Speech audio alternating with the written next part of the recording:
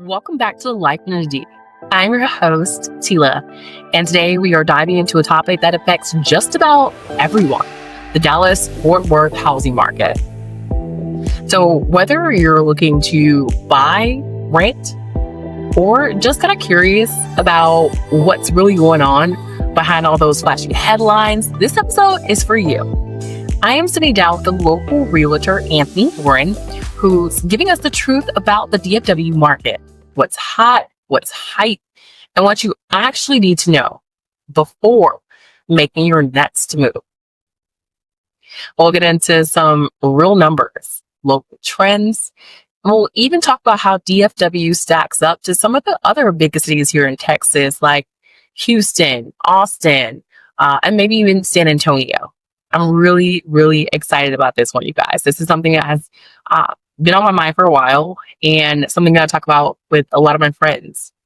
Some of us are thinking like, we're tired of apartments. We're looking at houses. Anthony's also going to share some smart tips on budgeting, building credit, and timing the market the right way. So grab your coffee, maybe a glass of wine, take a seat, and let's get into this. This is one conversation that you won't want to miss. I have Anthony Burdine here to talk a little bit about real estate here in the DFW area. So Anthony, first, before we get started and deep into that, can you give us a little bit about you? Tell us a little bit of how you got started in the real estate game and what your background is. Okay. Well, my journey into real estate started out in 2006. I had a friend who gave me an opportunity to become a salesperson for a phenomenal builder. I don't know how long you've been here in Texas, but the builder that I started out with was Grand Homes. And I was given an opportunity, and I was blessed to have that experience because I excelled that time that I was there, and met many goals and met many accolades and rewards being there. And I learned a lot from the training that they offered there as well. So that kind of pushed along to me being, I found my passion. Let's say that. Okay. What was your idea what you were going to do with yourself as an adult, like growing up, maybe school-wise? What did you think you would be doing? I went to school for business, and I ended up taking a trade, and I thought I was going to be cleaning sewer lines for the rest of my life, but an opportunity came about, allowed me to get out of the dirt and into a clean office. There you go. That sounds really, really good. And so once you got into it, so you discover your passion, what really allowed you to feel like this was your passion? Like what kind of signs did you see or what happened that made you feel like, this is it, I'm going to do this? The ability to help people was definitely my go-to, because I always thought if I can help someone and change somebody's perspective or change their life, then I'm doing something good, and God's going to reward me openly for taking out the time to listen to someone, identify what they're looking for, and then help them achieve their goals. Then I, in turn, was going to get a blessing from him. So that's what that steered and peered my goals, and my passion was then birthed from that. How long have you been working in real estate now in this area? Oh, so it's I started out in 2006. It's going to be almost 20 years. Yeah. Wow. Almost 20 years. It's almost going to be 20 years. Wow. And that was also like a kind of pivotal time, right? 2006, 2008. We had the scare. The area, biggest. So yeah. That could have turned you off from everything. How did that not? I had my experience, and 2008 was an eye-opener. I thank God for the opportunity of the trade that I picked up, because I had to go back into residential plumbing and until something took a turn for the better. But 2008 was really hard for me. Yeah. I bet. I know it was. So tell us a little bit about, let's get into a little bit about in the real estate market right now. We know that inflation is killing us. A lot of people are, kind of struggling, trying to figure things out. What are we looking like here in the DFW area? Well, personally, my perspective, without looking at any data that's being published or put out there, we're in a ride of our life was a roller coaster ride. Yeah. We're transitioning from a seller's market to a confused buyer's market. And then from that buyer's market, it pivots right back into a depressed seller's market. And what I mean by that is, at this point, a lot of sellers they're taking the notion of lowering their prices just to attract a buyer. But then a buyer has to get in position to qualify with the new qualifications to qualify to purchase a home. And sometimes it takes 2 and sometimes 3 adults to qualify to purchase one home. We're in that kind of market now because of we don't have any what we call income increases. There's no one getting paid more money for the time that they're spending out there on these jobs. So yeah, we're facing an economy downfall because there's no pay raises that's going to suffice for the economic growth that we're dealing with. So, try to put it in like more simpler terms. You like people are not making enough to qualify to buy these homes. So putting it in simpler terms, it is taking more than 2 adults to qualify to purchase a home these days. And then when they are purchasing a home, the home is not large enough to suffice for 3 adults. Yikes. Yikes is the word. Yeah. That's really hard because like me and my friend group, we are at that point where we're like, we're tired of these apartments. We would like to start buying some houses and we're trying to figure out, what that looks like. How do we do this? So that is a really scary thing to do, So what kind of guidance are you giving? What can we do? So simply put, planning and timing is everything. You have to identify what your goal is. You have to identify a location. Can you afford to be in that location? And then how's that location adjust to where you work, or are you working from home? So you got a lot of variables that you have to account for. And then you have to identify, okay, is this going to be my forever home? Is this going to be my first home? And then I'm going to try to live for a little while and then try to sell and flip it. There's so many lanes to go in that it becomes very confusing and busy at the same time. So my suggestion to others is real simple.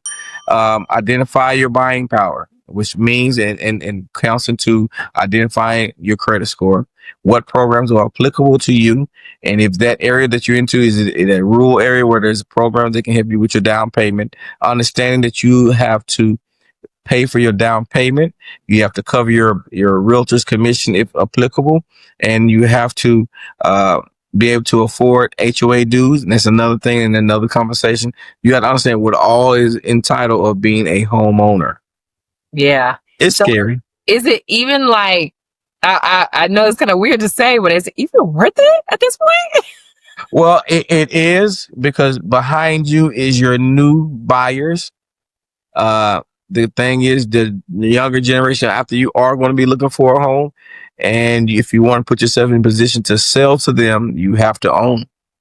So is it worth it? Yes. Is it a long game? Yes. Are people staying in their homes for 30 years and purchasing their homes to stay long term? No. Because that's the thing it makes me think about. I've been looking at, of course, social media, and a lot of people are saying, oh, where once the American dream was to buy your house, your picket fence, your 2 kids, your dog, that is no longer our generation's. Yeah. Well, in my generation, I'm not telling my age, but they said 40 acres and a mule. And then I realized when I got a little older, I don't want the mule. You got to feed the mule. You got to house the mule. You got to protect the mule. And then you still got to cut the 40 acres. Yeah. So, yeah, no, they gave us a dream. They gave us a goal. We tried to achieve it. Some of us did, some of us didn't. But, yeah. The American dream is not a dream on this side. Now, again, we live here in America. We adjust to what America has to offer us, but I've also been to the other side. And I've seen how living is in other countries, and I'm very tempted. Yeah, I've also been following some stuff too on YouTube, some YouTubers actually who have moved abroad, Thailand, things like that. They're paying, a fraction a third of what we're paying. Yes. And they're like, Yes. some even said there's no credit score thing. You pay your little $500 and you got a 2-bedroom condo. Yeah, so I'm Furnished. that as well. Furnished. Yes. Next to the water. Yeah. 3-4 blocks from the beach. Yes. Ride your little scooter bike and you're good. Man. Okay. So we've been to some of the same places and we've identified dual citizenship is a possibility. Yeah. Yeah. Okay. Okay, cool. That might be a good option. Okay. So if I am looking to buy a house though, I do love DFW and I want to stay here, or at least maybe want to have a home here. Maybe I can potentially get a place there as well. If I do think that I want to try to have something here, what are my best areas to kind of look at? So I've been real partial to the southern sector because you normally get a bigger home for less money. And then up north, you always got the hype of the area, the amenities of the area, but you got a smaller home for more money. Now the confusion part is the north and the south are starting to blend together now. Mm-hmm. So it is more so what is conducive to you either traveling to and from your work, or if you're one of those people who like to hang out, is it to and from your social life? What's more conducive for that? So you're now targeting what's easier for me to get to work or for me to hang out with friends and family and party. Okay. So those are your options at this point in this day and time. And then identifying what's safe. Safety. Because I'm a transplant. I've been here about a little over 2 years now. And initially, some people have warned me of areas, South Dallas, Mesquite, things like that. Like, I don't want to touch those areas. Well, unfortunately, crime is everywhere. Okay. So it's now about, again, identifying your area. How do you find yourself to be in a position where you can get to safety if need be? And you just got to play these cards and ask a lot of questions and drive these neighborhoods at night to see what kind of traffic is happening at night. And not just one night, several nights. And you just got to do more research when choosing a location.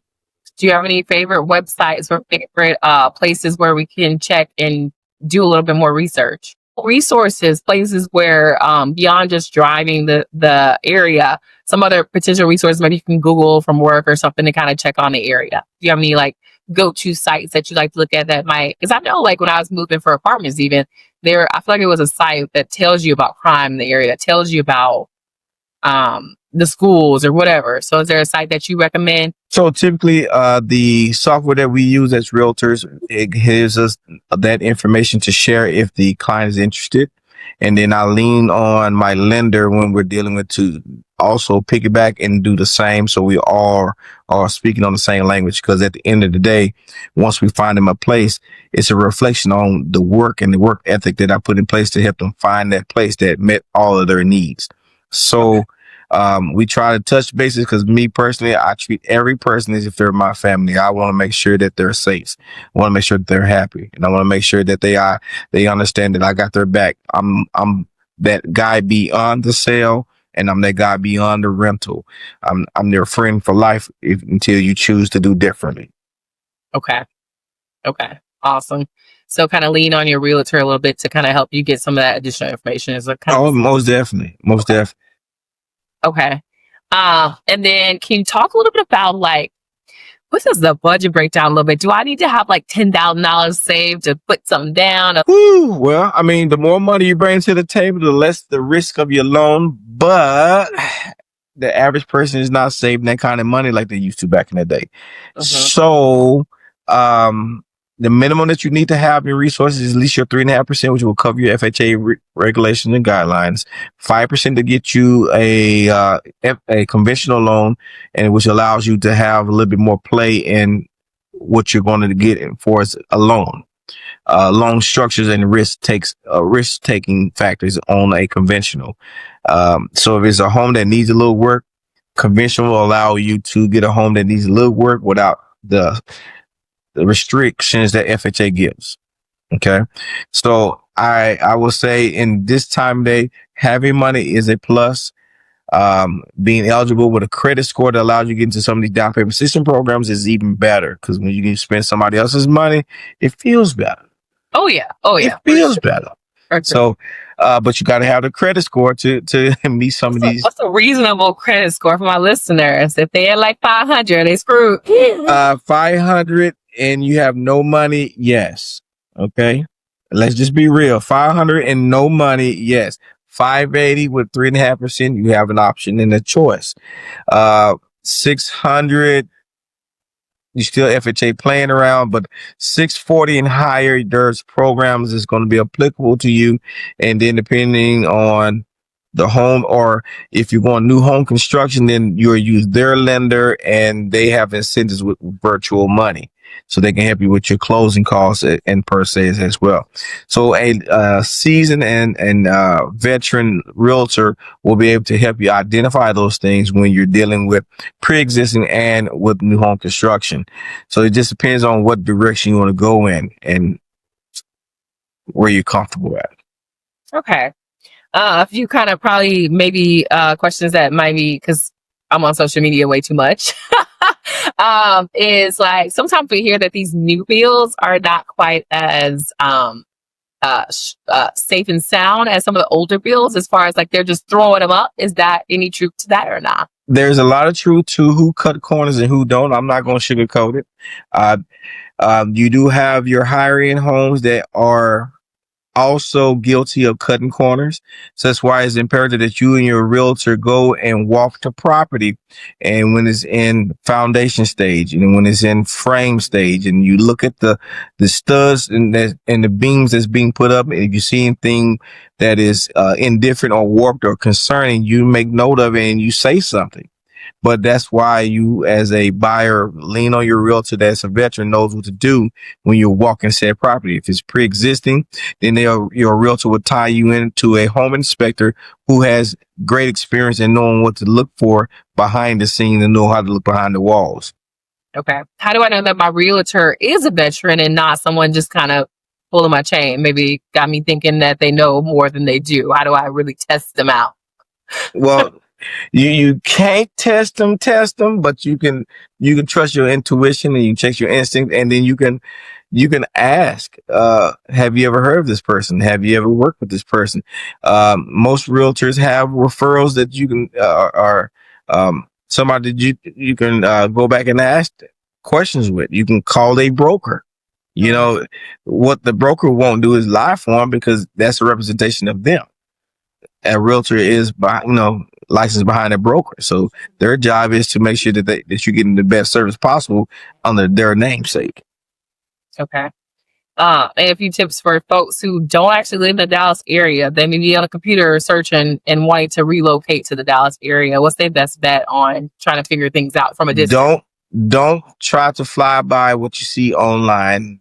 Do tag team with a realtor. I'm not saying it just because I'm a realtor. I'm saying it because it's your better bet. You got eyes on the ground, someone that's familiar with the area, and you want to make sure that you're putting your money and your efforts in the right direction. There's a lot of scammers out here. There's folks that's pretending to be who they're not and saying that they got keys, and if you give them a such amount of money, they'll leave the keys at the door and you go ahead. So there's a lot of things going on out there. So get with someone that is licensed, that's regulated by the state, who can help you get into a position where you're a success. Yeah, I've definitely heard of situations like that. I've heard people giving folks keys to houses they do not own and things like that. So yeah, what's your thoughts on renting versus buying? Renting versus buying. Well, renting versus buying is only good when you're trying to have a tax break. Renting versus buying, the prices are almost identical now, so there's not a real difference in between buying a home and renting one, besides the tax breaks. And that's the tax advantages that come along from renting and buying. That's the difference. Oh, wait. The other difference is maintenance. When you're renting, you don't have the maintenance. You don't have to have the homeowner blues when it comes to having to replace a hot water heater, a furnace, the AC unit. Yeah. So you don't have those kind of blues. You just put in a ticket order when you're a renter. Yeah, that's true. Good point. Do you care to tell us any areas that you feel like might be potential like great spots to live? You do that. Again, it's gonna, when I interview a client, I find out what they're looking for. If they're looking for nightlife, if they're looking to be closer to work, if they're looking to be closer to their church, and does it interfere with them getting to and from work? I ask these inclusive questions so that I can have better guide them where they need to be. So every area, and like I told you earlier, every place has crime. It's how you set yourself up for success with surveillance, with cameras, intrusion in bars, on your front and back door, whatever you need to do to protect yourself at night. I provide those angles and those options as well. Also, I help them get their license to carry if they need it, because in Texas, it's the wild, wild west. It sure is. That's so true. But there are some areas now in Dallas that are, like we talked about, kind of being more developed, right? So they were maybe a little bit more, I hope it's okay to say, a little rundown. And now they're becoming gentrified. So West Dallas was gentrified, East Dallas was gentrified. Downtown Dallas is getting gentrified as we speak. So they're making this area into more of a tourism attraction to bring more people to Dallas. So they're cleaning up a lot of the surrounding areas of downtown Dallas. So yes, you will have a lot of areas that are taking South Dallas is being gentrified. So again, there was a time where you can buy land in South Dallas for a little of nothing, and now it's going to take an act of Congress to get you on the waiting list. Because the Fair of Texas, the state fair, is proposed to sort of open up to be open year round. What? I did not hear that. Well, hey, that's because I'm in different circles, but the midway is you heard it here first. Yeah, the midway is proposed to be revamped and to be open year round. So the state fair will still come through in this October year, but the midway, the African American Museum, and all the other attractions that's inside of the fairgrounds is going to be open year round. So they're trying to turn all that into a tourist attraction. Also, they've been cleaning up the Trinity so that they can put hotels along the Trinity. They're going to make their own kind of small San Antonio Riverwalk kind of, per se, tourist attraction. So to do that, they have to clean up everything surrounding and around all of that. Yeah.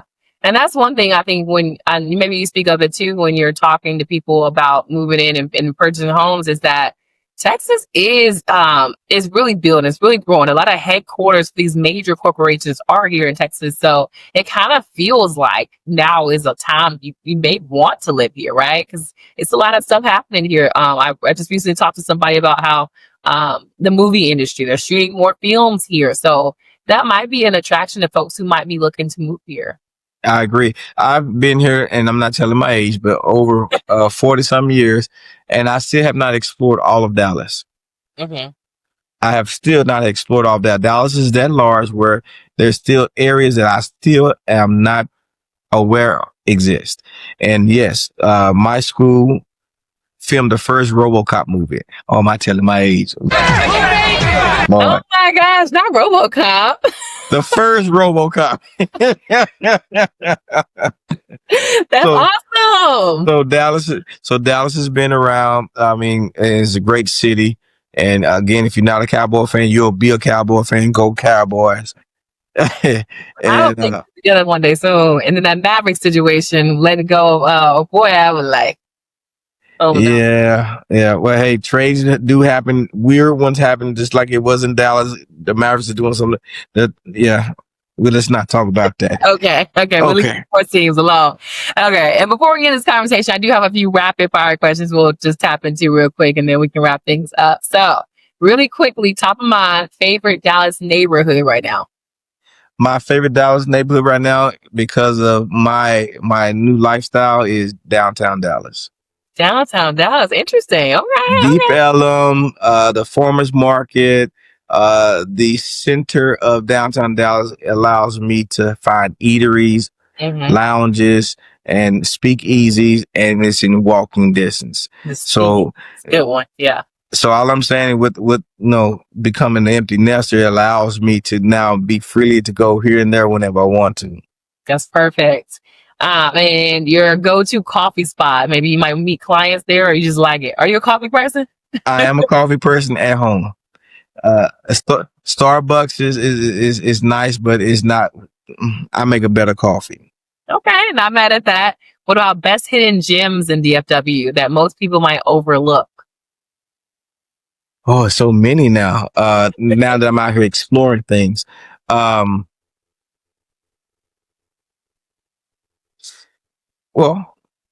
the better question is, you said gym.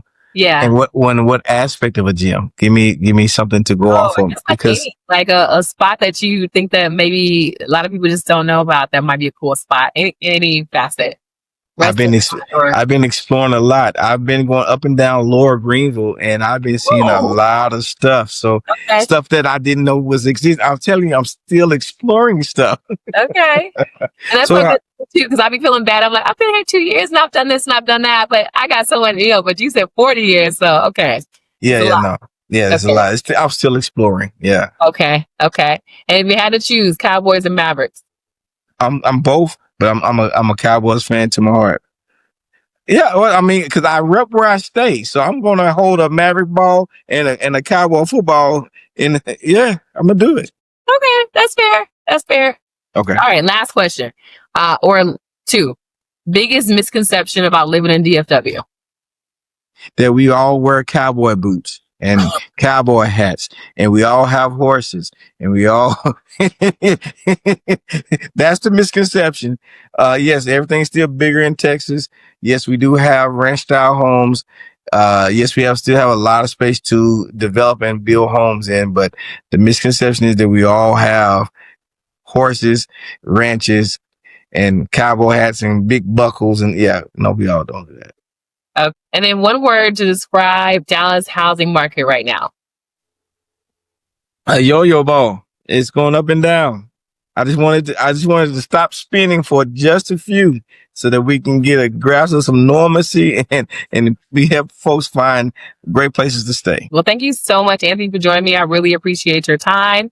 And I'm sure that this will be so useful for all the folks who are watching the podcast. Thank you for inviting me again. I look forward to be invited one more time. You guys have an amazing day. Definitely. Thank you so much. Thanks again for hanging out with us today. Hope you got some valuable information out of this podcast. That was so amazing. Some just really good information with Anthony Burdine.